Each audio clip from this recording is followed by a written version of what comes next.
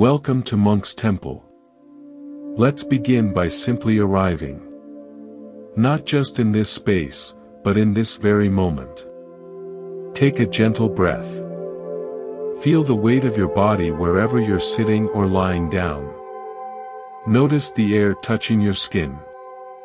For the next little while, we aren't going anywhere. We aren't trying to fix anything. We're simply going to explore one of the most profound capacities of the human mind, the capacity to love without a price tag. In our modern world, we're surrounded by transactions. We swipe right, we like posts, we send texts, and somewhere in the back of our minds, we're often keeping a ledger. We're keeping score.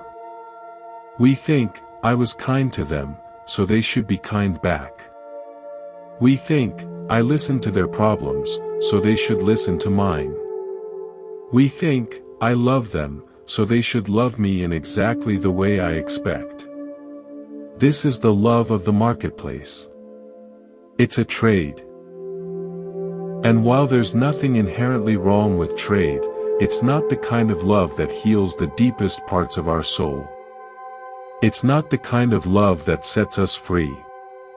It's conditional love, love with fine print.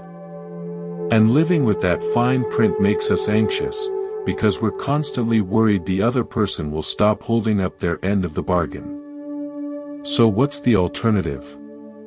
Is there a way to love that isn't a negotiation?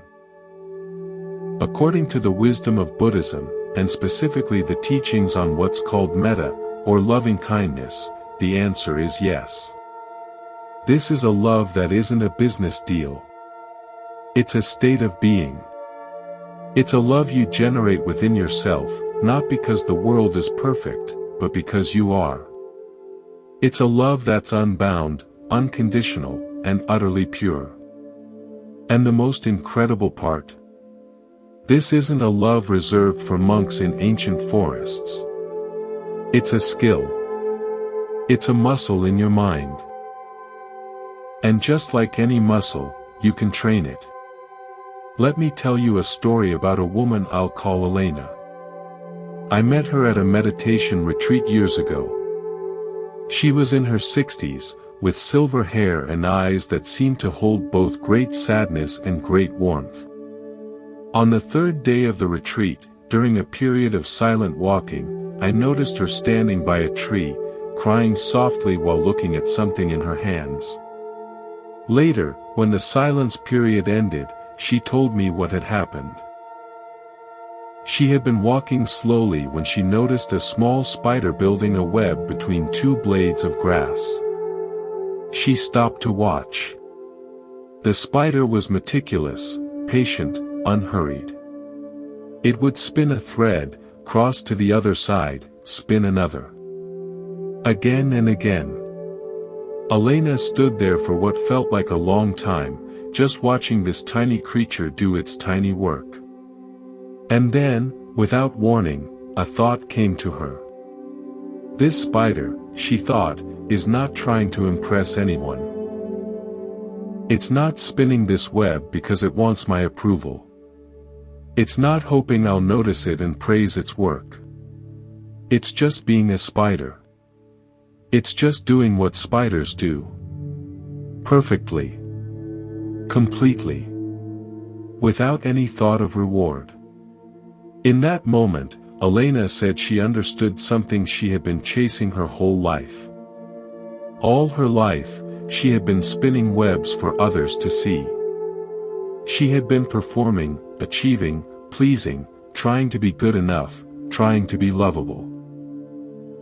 And here was this tiny spider, teaching her that the purest action is the one done without an audience. The purest love is the one given without a recipient in mind. She wasn't crying from sadness, she told me. She was crying from recognition. From the relief of finally seeing the cage she had been living in, the cage of conditional love, of performing for approval, of basing her worth on what others thought. And in that moment, standing by that tree, watching that spider, she felt the door of the cage open just a crack. This is what the practice of unconditional love offers us. Not magic transformation overnight, but a crack in the door. A little more light. A little more freedom. A little more peace, one day at a time. The Buddha put it simply. He said, just as a mother would protect her only child at the risk of her own life, even so, cultivate a boundless heart towards all beings. This teaching is beautiful but can feel overwhelming. Motherly love for one child is powerful enough. But for all beings? For everyone? For people who irritate us? For those who've hurt us? The key is in the word, cultivate. It's not something you achieve in a moment. It's something you grow, like a garden. You don't plant seeds one day and expect a forest the next. You water a little, pull some weeds, give it time. Day after day. Season after season. Slowly, almost without noticing, things begin to grow. From a psychological perspective, this makes perfect sense. Our brains are wired for conditional learning. We learn early that certain behaviors bring reward and others bring punishment. This survival mechanism keeps us safe, but it also creates the ledger mentality. We carry this into relationships, constantly calculating. But neuroplasticity shows us that the brain can change. New patterns can form. The ledger can be balanced and then set aside. So that's what we'll explore together. This garden of the heart. The soil, the seeds, the weeds. And how to cultivate a love that asks for nothing in return. If this resonates with you, please take a moment to subscribe to Monk's Temple. When you subscribe, you're telling yourself that this path matters. It's a small act of commitment to your own peace. So please, hit that subscribe button, and let's continue this journey together.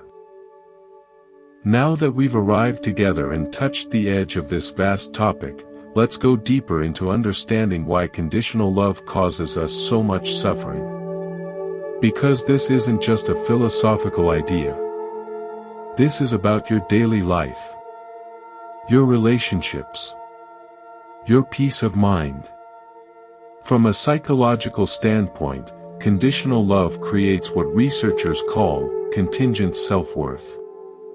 This means your sense of value depends on external factors. You feel good about yourself only when you're approved of, only when you're successful, only when you're loved in return. And here's the problem, you cannot control these things. You cannot control whether someone approves of you.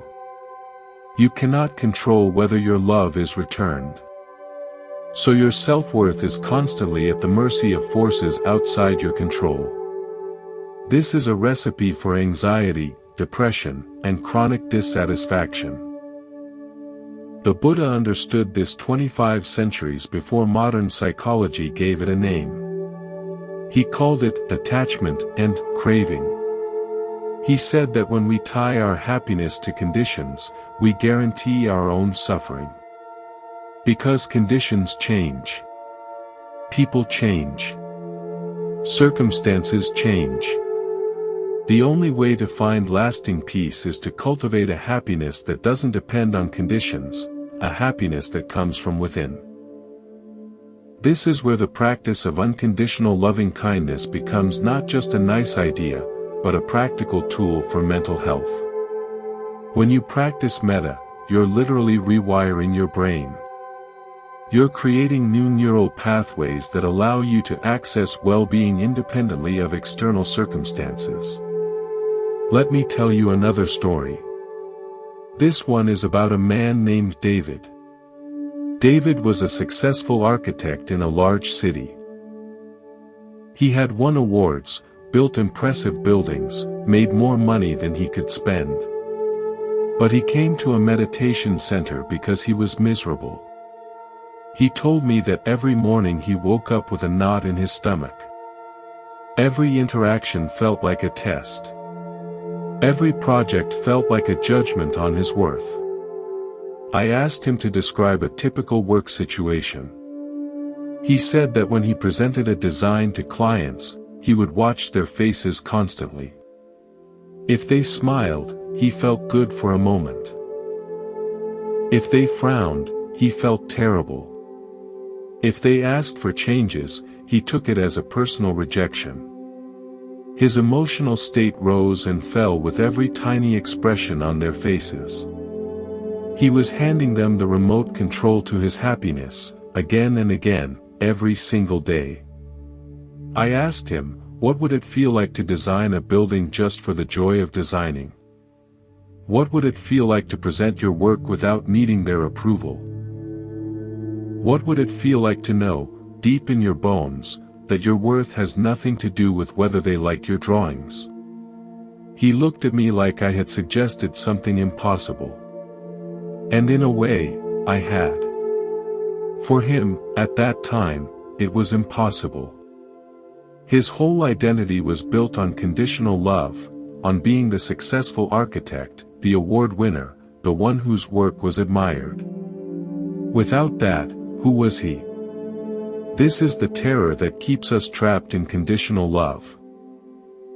We're afraid that if we stop performing, if we stop earning love, we'll disappear. We'll become nothing. The Buddha's teaching addresses this fear directly. He says that your true nature is not nothing. Your true nature is loving kindness itself. When you stop performing, you don't disappear. You return home. You return to what you've always been beneath all the striving. Think of it this way. Imagine a clear blue sky. That's your true nature. Now imagine clouds passing through that sky. Some clouds are dark and stormy. Some are light and fluffy. Some bring rain. Some bring shade. These clouds are the conditions of your life, the approval and disapproval, the success and failure, the love and rejection. The sky doesn't fight the clouds. It doesn't try to hold on to the fluffy ones or push away the dark ones. It just holds them all, equally, without changing its essential nature. The sky remains sky, no matter what clouds pass through. This is equanimity. This is what allows us to love unconditionally. Not because we don't feel pain when someone rejects us. Not because we don't feel disappointment when things go wrong. But because we know, deep down, that our capacity to love is like the sky. It doesn't depend on the clouds. It doesn't disappear when the clouds gather. It's always there, vast and open, waiting for us to remember it. David began practicing this. Every morning, instead of checking his phone for emails and approvals, he sat for 10 minutes and practiced sending loving kindness to himself. May I be happy. May I be healthy. May I be safe. May I live with ease. He did this for weeks. At first it felt awkward, even selfish. But gradually, something shifted. He started to notice that his need for external approval lessened just a little. Not completely. But enough to feel a crack of light, just like Elena with her spider. After a few months, he told me something remarkable. He had presented a major design to a client, and they had rejected it. Completely. They wanted something entirely different. In the past, this would have sent him into a spiral of self-doubt and misery. This time, he felt the familiar knot start to form in his stomach. But then he took a breath. He remembered the sky. He said to himself, "This is just a cloud. A rejection cloud. It will pass. And it did. Within an hour, he was okay. Not because the client changed their mind, but because he had stopped giving them the remote control. This is what's possible. Not perfection. Not never feeling pain again. But freedom. A little more freedom, one day at a time. Now we arrive at the heart of the practice itself. The Buddha didn't just describe unconditional love as a beautiful idea. He gave us a step-by-step method to cultivate it. It's called the radiation of loving kindness, and it's one of the most carefully designed psychological interventions in human history. Long before there was cognitive behavioral therapy, there was this practice. And modern research is now confirming what meditators have known for millennia: this practice literally changes your brain. Let me share with you how it works, and then I'll tell you another story. The practice has 5 stages. You start with yourself. This is non-negotiable. You cannot give what you don't have. If your own heart is empty, you have nothing to offer anyone. So the first step is to generate a genuine wish for your own well-being. You sit quietly, bring your own image to mind, and silently repeat phrases like, "May I be happy. May I be healthy. May I be safe. May I live with ease." You don't just say the words. You feel them. You imagine what it would actually feel like to be truly happy, truly at ease. You let that feeling soak into your body, your mind, your heart. The second stage is a good friend. Someone you love naturally, someone who makes it easy to feel love. You bring them to mind, perhaps smiling, and you direct the same wishes toward them with even more feeling. May you be happy. May you be healthy. May you be safe. May you live with ease. This stage is like warming up a muscle. You're building the capacity to generate loving feelings. The third stage is a neutral person. Someone you see regularly but have no strong feelings about, the barista, the mail carrier, a neighbor you don't really know. This is where the practice starts to get interesting. You're extending your love to someone who has done nothing to earn it. You're beginning to break down the barrier between people I care about and everyone else. The fourth stage is a difficult person. Someone who has hurt you, irritated you, made your life harder. This is the advanced training. This is where unconditional love becomes real. You bring them to mind, and if you can, you offer them the same wish. May you be happy. May you be healthy. May you be safe. May you live with ease. You're not saying what they did was okay. You're simply recognizing that beneath their actions, they too want to be happy. They too suffer.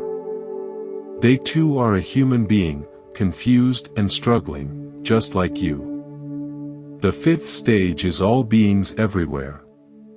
You radiate this love in all directions. East, west, north, south, above, below. To all beings without exception. To humans, animals, all creatures. To those you know and those you don't. To those being born and those dying. May all beings be happy. May all beings be healthy. May all beings be safe. May all beings live with ease. Now let me tell you about Sarah. Sarah was a nurse in a busy city hospital. She worked in the emergency department, where she saw the worst of humanity and the worst of suffering every single day. Drunk patients who became violent. Families in crisis. People who had made terrible choices and now faced the consequences. Sarah had gone into nursing to help people, but after 10 years, she was burned out, cynical, and full of resentment. She told me she had started to hate her patients. She hated their demands, their complaints, their messes. She came to a retreat desperate for relief. When I introduced the loving-kindness practice, she laughed bitterly. "You want me to wish happiness for the man who spit on me last week? You want me to send love to the woman who screamed at me because the wait time was too long?" She couldn't do it. The fourth stage felt impossible. So we started where she could start. With herself. May I be happy. May I be free from this burnout. May I find peace. She did this every day for weeks. Then we moved to a good friend, another nurse she loved and respected. Then to a neutral person. A security guard she passed every day but never spoke to. After 2 months, she tried the difficult person again. She chose a specific patient who had been particularly cruel to her. She brought him to mind and felt the old anger rise. But this time, something else was also there. A tiny crack. She thought, what must his life be like? What kind of pain makes a person act like that? What suffering is he carrying that I know nothing about? And in that moment, she was able to whisper, just barely, "May you be happy too." She told me later that it wasn't about becoming friends with him. It wasn't about condoning his behavior. It was about freeing herself from the weight of carrying that anger. She said it felt like putting down a heavy bag she hadn't even realized she'd been carrying for years. This is the power of the practice. It doesn't change the past. It doesn't change other people. It changes you. It frees you. It reminds you that you are the sky, not the clouds. And the sky can hold all clouds equally, without being damaged by any of them.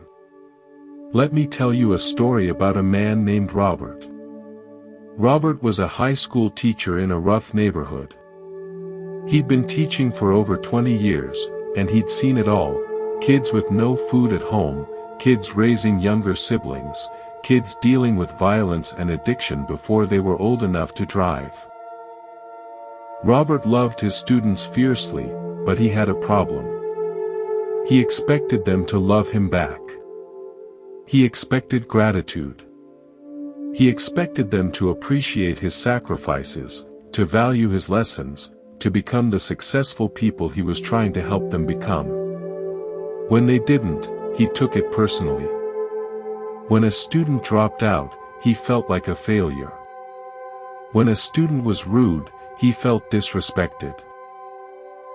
When years passed and former students didn't come back to thank him, he felt invisible and unappreciated.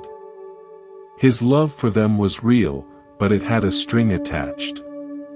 The string said, "I gave you my best, and you owe me something in return."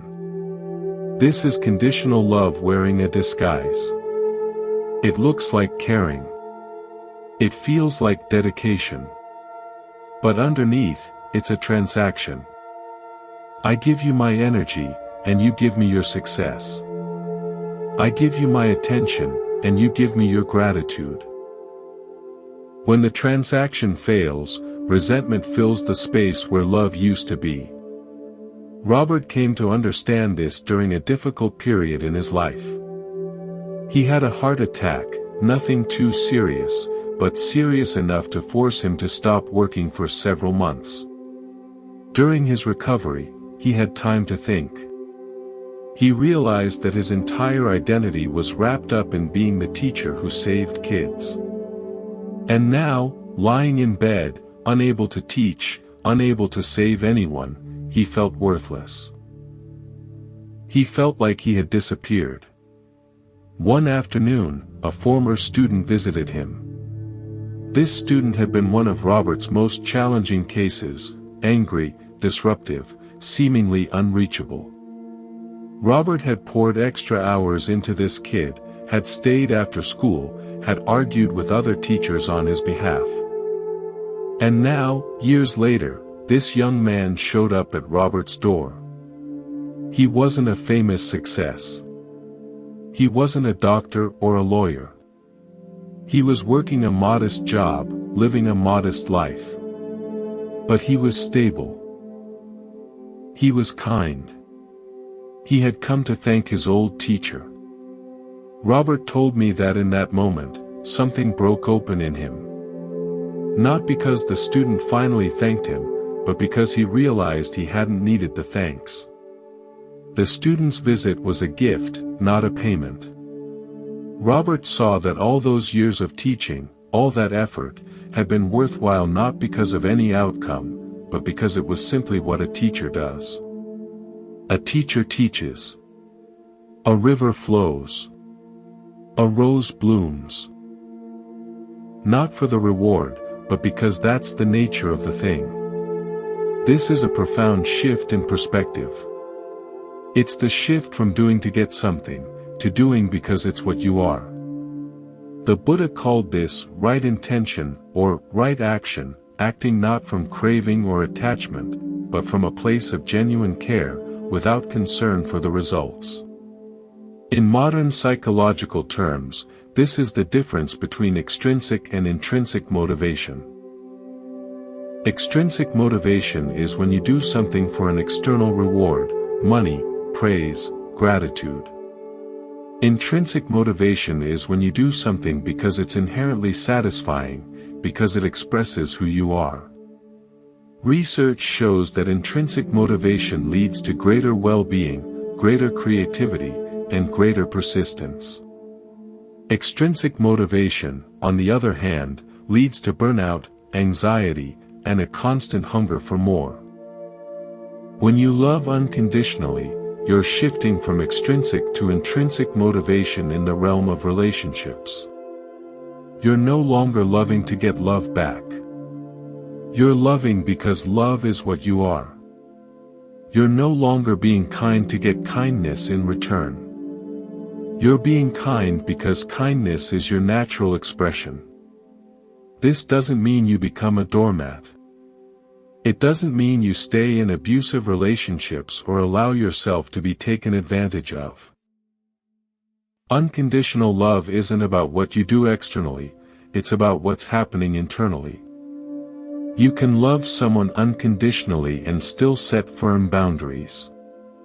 You can love someone unconditionally and still walk away from a harmful situation.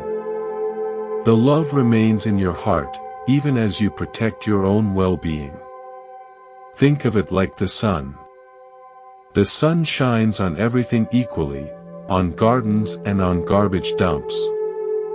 The sun doesn't stop shining because there's garbage somewhere. It just keeps giving its light. But that doesn't mean you have to live in the garbage dump.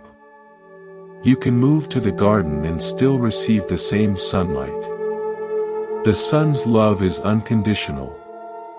Your location is your choice. Robert eventually returned to teaching. He told me he's different now. He still cares deeply about his students. He still works hard. But he no longer carries the weight of their outcomes. He no longer checks his self-worth against their gratitude. He teaches because that's who he is. And in that freedom, he's become a better teacher than he ever was before. Let me offer you another metaphor. Imagine you're holding a cup of water. If someone bumps your arm, the water spills. Your peace is conditional on no one bumping you. Now imagine you're connected to an endless ocean. If someone bumps you, does the ocean notice? Does the ocean lose its water? No. The ocean is so vast, so abundant, that a bump changes nothing. Unconditional love is connecting yourself to that ocean. It's realizing that your capacity to love isn't a finite cup that can be emptied. It's an infinite source that can never be diminished. This is what the Buddha meant when he called this practice boundless. It's not boundless in the sense that you love everyone equally in terms of time and attention. That's impossible. You have limited time, limited energy. But it's boundless in the sense that the source you're drawing from has no limits. Your love isn't a resource that gets used up. It's a spring that keeps flowing, no matter how much you give. When you know this, you stop keeping score. You stop checking who owes what. You give freely, not because you expect anything back, but because giving is its own reward. And in that freedom, you discover something remarkable: the more you give, the more you have. The spring never runs dry. Now we come to one of the most challenging aspects of unconditional love: loving those we consider our enemies. The people who have hurt us. The people who have betrayed us. The people whose very existence seems to irritate us. The Buddha's instruction is radical and uncompromising. He says we must include them. We must send our loving kindness to them as well. May my enemies be happy. May they be well. May they be peaceful. When we first hear this, something in us rebels. It's natural. It's human. The mind says, you don't understand what they did. You don't know how much they hurt me. They don't deserve my love. They don't deserve my kindness. And in one sense, this is true. From the perspective of conditional love, they absolutely do not deserve it. They have broken the contract. They have failed to hold up their end of the bargain. According to the ledger, they owe you, not the other way around. But unconditional love operates from a different logic entirely. It's not about what they deserve. It's about what you deserve. You deserve to be free. You deserve to not carry the weight of hatred and resentment for the rest of your life. And the only way to be free is to let go. Not for them. For you. Let me tell you a story about a woman named Maria.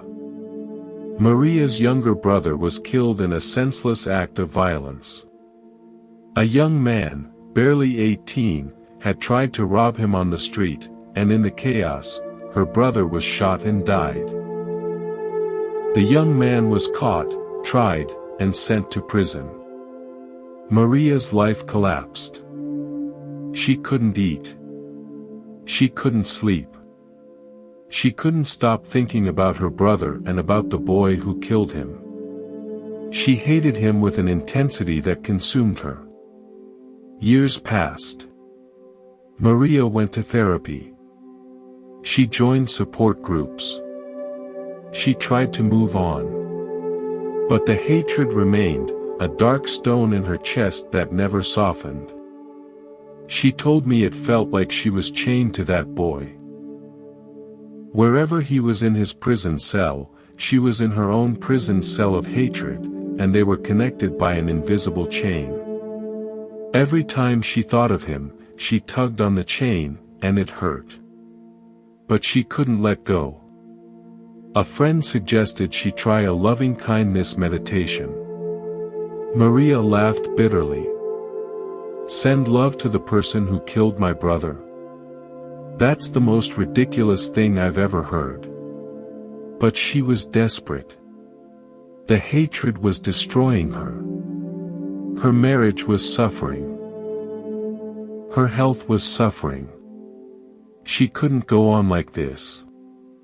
She started small. She started with herself. May I be happy. May I be free from this pain. May I find peace. She did this every day for months. Gradually, the stone in her chest softened just a little. Then she moved to a good friend. Then to a neutral person. Then, after more than a year, she felt ready to try the difficult person. She brought the young man to mind. She saw his face from the courtroom. And she felt the familiar rage rise. But this time, she also noticed something else. She noticed how young he was.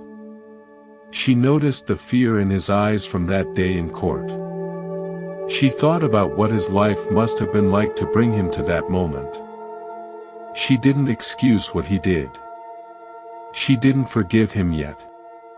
But for the first time, she saw him as a human being, not a monster. She whispered, just barely, "May you find peace.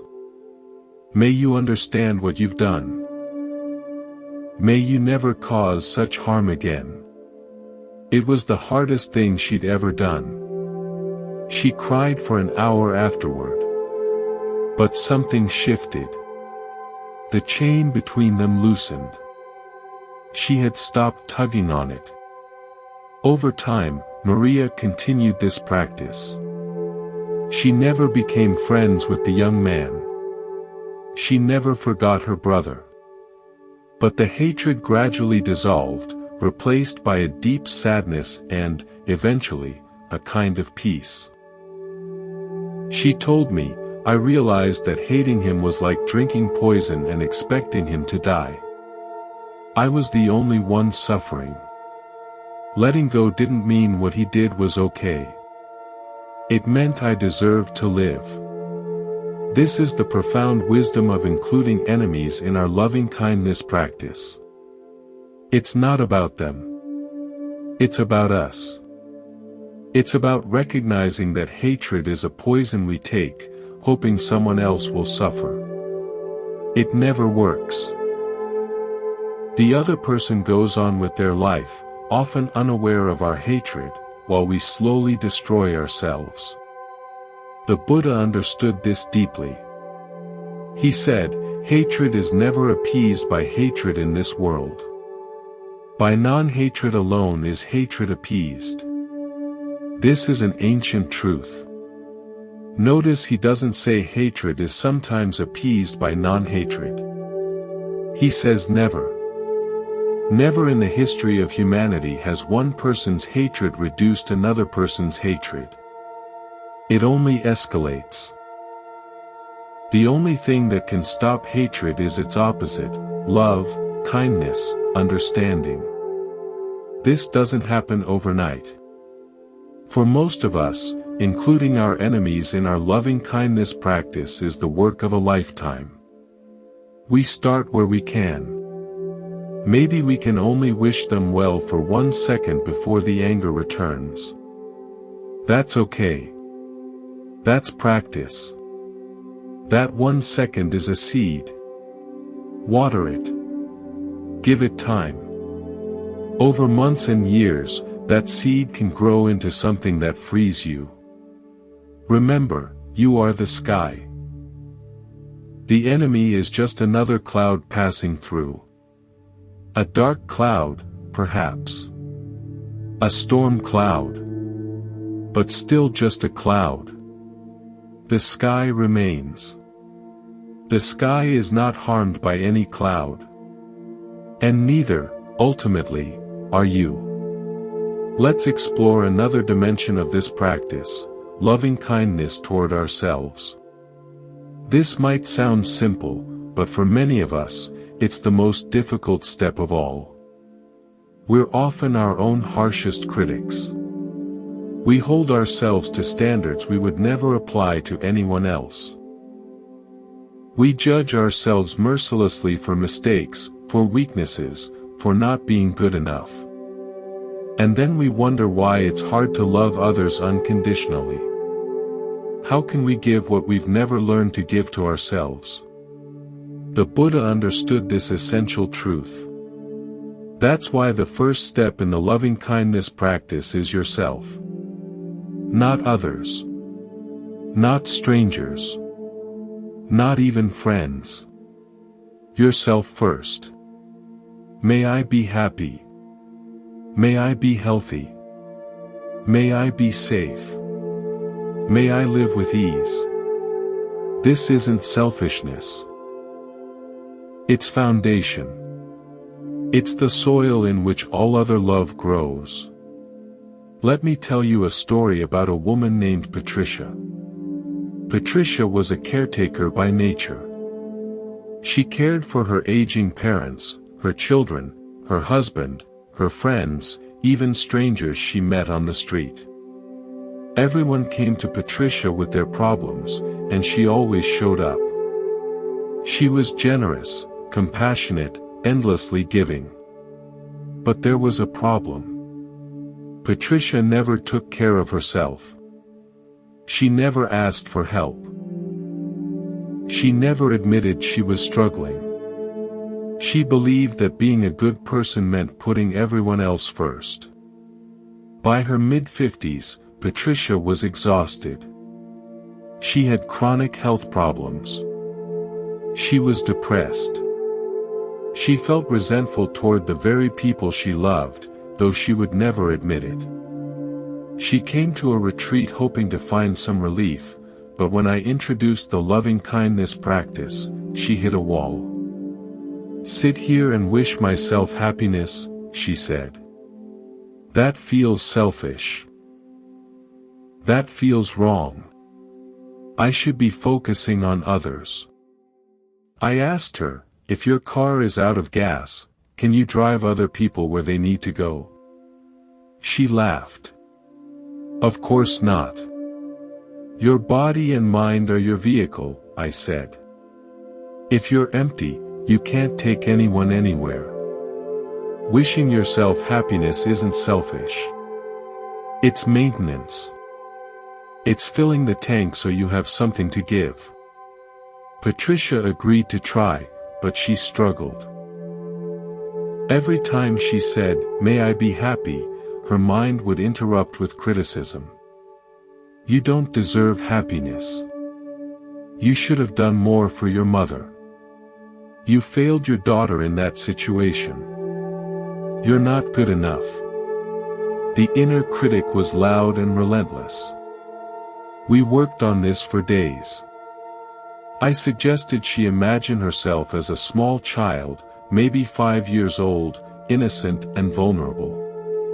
Could she wish that child happiness? Yes, easily. Then I suggested she realize that child is still inside her. The adult Patricia is just that child, grown up, carrying all the same fears and hopes. Could she wish that inner child happiness? Slowly, tearfully, she began to. This is a powerful technique. When self-criticism is strong, we can step back and see ourselves as we once were, small, trying our best, deserving of love simply because we exist. From that perspective, self-kindness becomes possible. After months of practice, Patricia noticed a shift. The inner critic didn't disappear, but it softened. There was more space around it.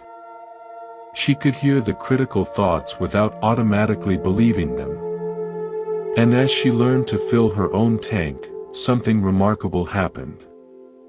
She had more to give to others, not less. Her care for her family became lighter, freer, less burdened by resentment. She was no longer giving from emptiness, hoping to get something back. She was giving from fullness, with nothing to prove and nothing to gain. This is the paradox of unconditional love. The more you give to yourself, the more you have to give to others. Self-love isn't a limited resource that gets used up. It's a muscle that grows stronger with use. When you practice wishing yourself well, you're literally building new neural pathways of self-compassion. Over time, these pathways become highways. Self-criticism becomes a quiet side road, still there but no longer the main route. Modern psychology confirms this. Research on self-compassion, pioneered by Dr. Kristin Neff and others, shows that people who treat themselves with kindness have less anxiety and depression, greater resilience, and healthier relationships. They're not selfish. They're not narcissists. They're simply people who have learned to be on their own side. And because they're on their own side, they can be fully present for others without losing themselves. Think of it this way. Imagine you're on an airplane. The safety instructions always say, put on your own oxygen mask before assisting others. This isn't selfish. It's practical. If you pass out from lack of oxygen, you can't help anyone. The same is true for love. You must breathe in love for yourself before you can breathe it out for others. Self-love is your oxygen mask. So here's your practice for today, right now. Take a breath. Bring yourself to mind. See yourself as you are right now, with all your struggles, all your imperfections, all your secret fears. And offer yourself this wish, as sincerely as you can. May I be happy. May I be healthy. May I be safe. May I live with ease. If it feels hard, start with the inner child. See that little one. Offer the wish to them. Let them know they're loved, not for what they achieve, but simply because they exist. This is your birthright. This is your foundation. From here, all other love becomes possible. Now let's turn to a question that often arises when people begin this practice. What about justice? What about standing up for what's right? If I love everyone unconditionally, does that mean I just accept everything? Do I become passive? Do I let people walk all over me? Do I tolerate abuse? Do I stay in harmful situations? These are important questions, and they reveal a common misunderstanding about unconditional love. Unconditional love is not unconditional agreement. It's not unconditional approval. It's not unconditional acceptance of harmful behavior. It's unconditional at the level of the heart, not at the level of action. This distinction is crucial, and missing it has caused a lot of confusion and even harm. Let me explain with a story. There was a monk I once heard about who lived in a small village. In this village, there was a troubled young man who would often get drunk and cause problems. He had a difficult life, a difficult family, and he didn't know how to handle his pain except by lashing out. One night, in a drunken rage, he came to the monastery and began yelling at the monk, threatening him, throwing stones. The monk stood calmly, not fighting back, not yelling, just standing there with his hands folded, his face peaceful. The next morning, the young man woke up with a hangover and a vague memory of what he'd done. He was ashamed. He had heard that this monk was supposed to be kind and forgiving, so he went to the monastery to apologize. He found the monk sweeping the courtyard and said, "I'm so sorry for what I did last night. I was drunk.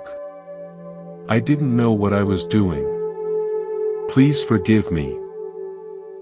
The monk smiled and said, "I accept your apology. I hold no anger toward you. I wish you well." Then he paused and added, "But I also want you to know that if you come here again tonight and throw stones, I will call the village elders. I will ask them to intervene. I may even ask them to confine you for a while until you're able to control yourself." The young man was confused. His face showed it. "But I thought you were supposed to forgive and love everyone unconditionally." I thought monks were supposed to be peaceful and turn the other cheek. The monk replied, I do love you unconditionally. My heart holds no anger toward you. I wish for your happiness and your freedom from suffering. That love is unconditional. It doesn't depend on your behavior. It doesn't go away when you make mistakes. But my actions are conditional. They are conditional on your behavior and on the situation. If you are throwing stones, I will take steps to protect myself and others. That is not a lack of love. That is wisdom. That is compassion in action. Love without wisdom is sentimentality, and sentimentality helps no one. It doesn't help you, and it doesn't help me. This story illustrates a crucial distinction that many people miss. Unconditional love is an internal state, not an external policy. Internally, in the privacy of your own heart, you can hold boundless goodwill for all beings, including those who harm you. You can wish them well. You can hope they find peace. You can recognize their humanity beneath their harmful actions. Externally, in the world of action, you set boundaries, you take protective measures, you say no, you walk away, you involve authorities when necessary. The two are not in conflict. In fact, they work together beautifully. Think of a loving parent with a toddler. The toddler, full of curiosity and no understanding of danger, wants to run into a busy street. The parent says no, firmly, and pulls the child back. The parent might even raise their voice, might show strong emotion, might impose consequences. Does the parent stop loving the child in that moment? No. The parent's love is unconditional, steady, unchanging. The parent's action is conditional on the situation. The love says, I want what's best for you with all my heart. The action says, and what's best for you right now is not running into traffic, so I will physically stop you. The same principle applies in adult relationships. You can love someone unconditionally and still say no to their demands. You can love someone unconditionally and still walk away from a relationship that's harmful to your well-being. You can love someone unconditionally and still report them to the authorities if they're committing crimes. You can love someone unconditionally and still protect yourself from their behavior. The love in your heart doesn't require you to be a doormat. It doesn't require you to tolerate mistreatment. It doesn't require you to stay in situations that damage you. This is where the fourth of the four immeasurables becomes essential. We've talked extensively about loving kindness, which is the wish for happiness. We've touched on compassion, which is the response to suffering. We've mentioned sympathetic joy, which is rejoicing in others' good fortune. The fourth is equanimity, and it's the balancing force that makes the other three sustainable. Equanimity is the wisdom that understands the limits of our control. It's the deep peace that comes from knowing we can offer our love fully, but we cannot control how it's received. We can set boundaries wisely, but we cannot control how others react to those boundaries. We can wish everyone well with all our hearts, but we cannot make everyone's life turn out well. We can do our part, and then we must let go. Equanimity is what prevents loving kindness from turning into burnout. Without equanimity, we try to save everyone, fix everyone, make everyone happy, please everyone. And we fail, because that's impossible. Then we feel guilty, inadequate, exhausted, resentful. We wonder why our love isn't enough to change people. We blame ourselves for others' choices. With equanimity, we do our part fully. We offer our love, we set our boundaries, we take wise action, and then we release the results. We rest in the knowledge that we've done what we could. The rest is up to forces larger than us, other people's choices, circumstances, the mysterious unfolding of life itself. This is not indifference. Indifference says, I don't care what happens to you. Equanimity says, I care deeply, with my whole heart, and I also accept that I cannot control the outcome. I will do my part with love, and I will trust the rest. Think of a farmer planting seeds. The farmer loves those seeds. She prepares the soil carefully, plants them at the right depth, waters them consistently, protects them from pests and weeds. She does her part fully, with great care and attention. But she cannot make the rain fall. She cannot make the sun shine. She cannot control the weather, the temperature, the 1,000 factors that determine whether those seeds will flourish. If she tried to control all that, she'd go insane. So she does her part and then rests, trusting nature to do the rest. That's equanimity. In our relationships, we are farmers. We plant seeds of kindness, of love, of care, of honest communication. We do our part fully, with presence and intention. But we cannot control how those seeds grow in the soil of another person's heart. Some will flourish. Some will wither. Some will be eaten by birds. Some will grow into something beautiful, but not what we expected. That's not our failure. That's life. Our job is simply to keep planting, keep loving, keep doing our part with wisdom, and let go of the harvest. This wisdom frees us. It allows us to love unconditionally without becoming attached to outcomes. It allows us to set boundaries without guilt. It allows us to offer our hearts fully, knowing that what happens next is not entirely up to us. It allows us to be both tender and strong, both loving and wise. So practice this. Love unconditionally in your heart. And also, act wisely in the world. They are not opposites. They are partners in the dance of a well-lived life. We've covered a lot of ground together. We've explored the nature of conditional love and why it causes suffering. We've looked at the psychological roots of our transactional mindset. We've learned the step-by-step practice of radiating loving kindness. We've heard stories of people who transformed their lives through this practice. We've distinguished between unconditional love in the heart and wise action in the world.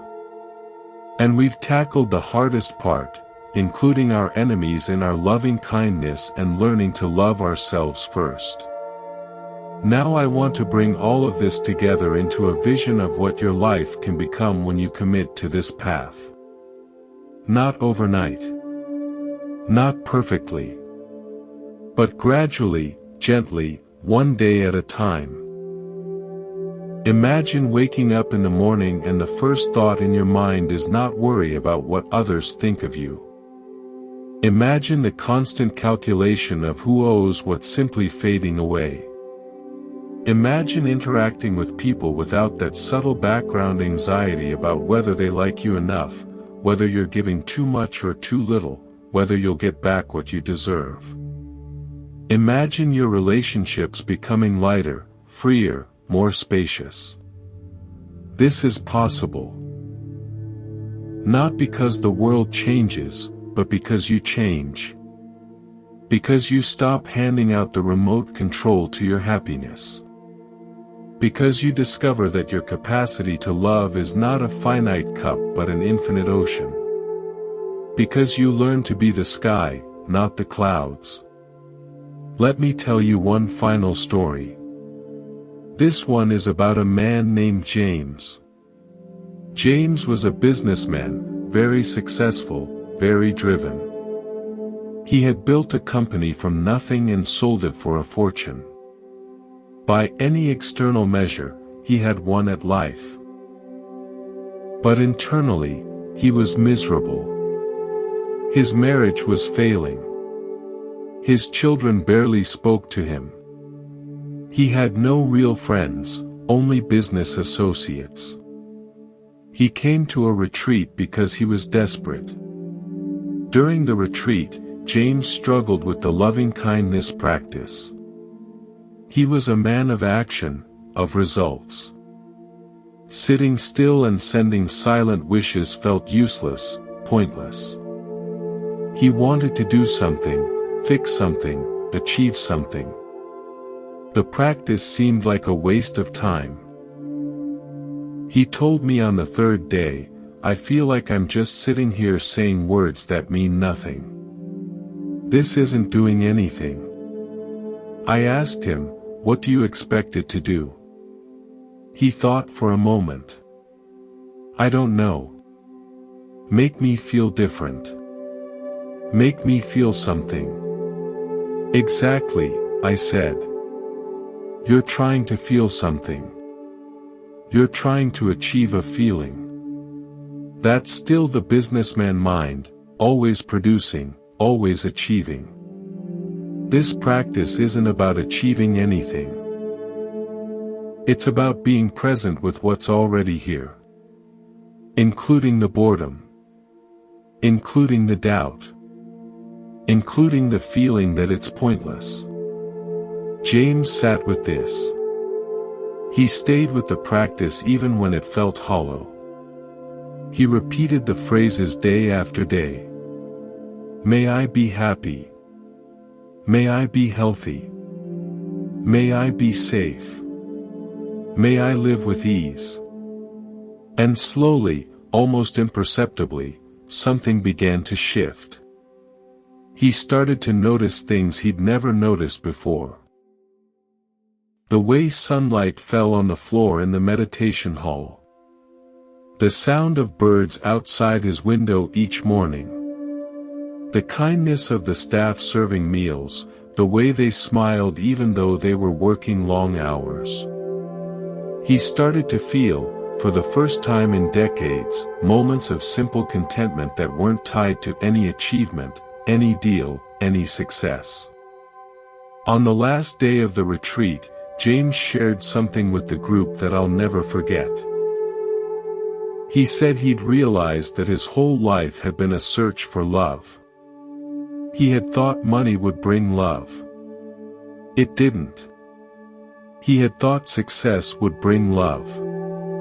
It didn't. He had thought admiration and respect would bring love.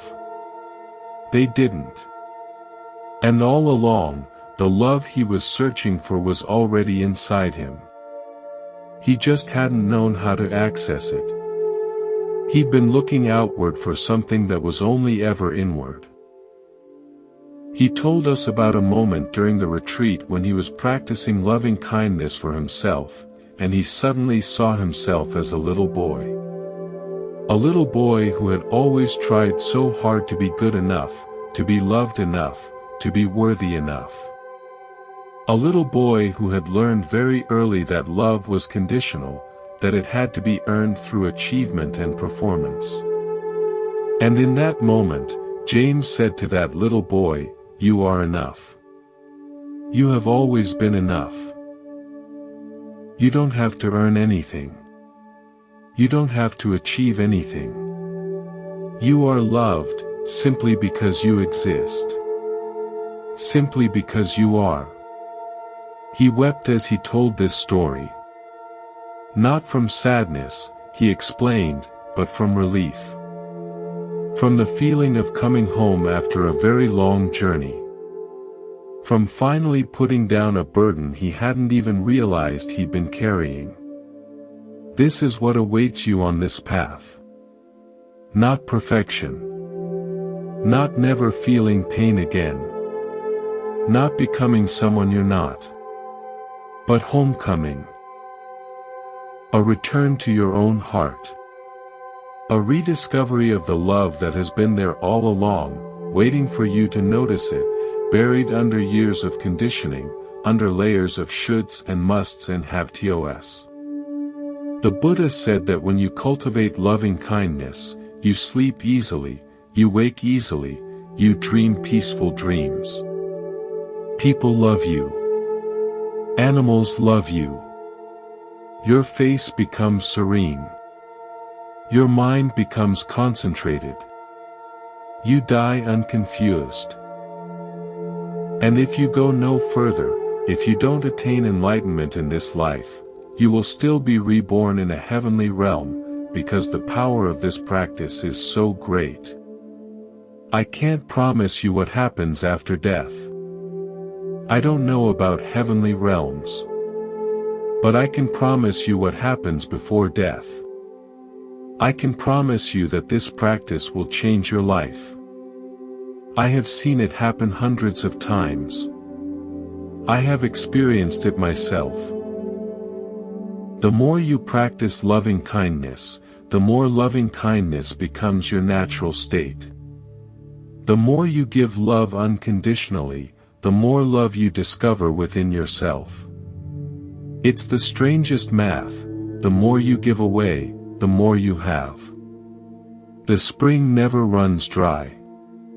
So here's my final invitation to you. Start where you are. Today. Right now. You don't need to be perfect. You don't need to love everyone immediately. You don't need to have it all figured out. Just start with yourself. Sit for 5 minutes each morning and wish yourself well. May I be happy. May I be healthy. May I be safe. May I live with ease. Do that for a week. Then add a friend. Then a neutral person. Then, when you're ready, a difficult person. Then all beings everywhere. Do this, and watch what happens. Watch your relationships transform. Watch your inner peace grow. Watch the ledger books of conditional love gather dust as you discover a love that asks for nothing and gives everything. This is the purest love in the world. This is your birthright. This is your home. Thank you for being here, in this space, on this journey. May you be happy. May you be healthy. May you be safe. May you live with ease.